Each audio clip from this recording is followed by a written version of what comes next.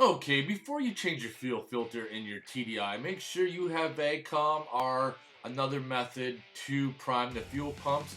Otherwise, getting air into your high pressure fuel pump may cause damage and a very expensive repair later on. But the fuel cap is held on by 5 Torx screws. Once you remove them, there's a tab right there that you just gently pry in there and lift the fuel filter up. So let's remove these screws.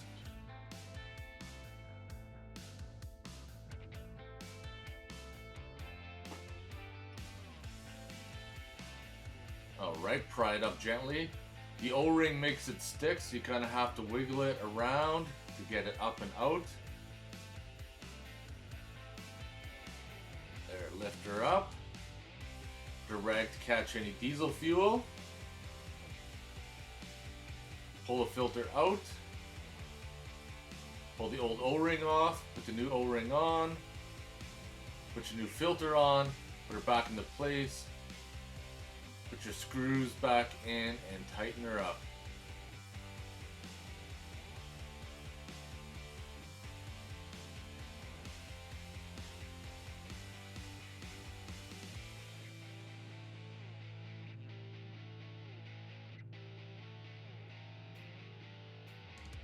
Alright, open up Vagcom.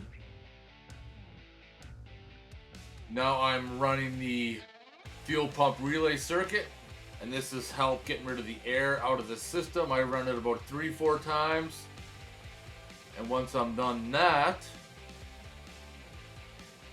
I switch over to the relay for the auxiliary fuel pump, run that about 3-4 times, and then it's safe to start your vehicle.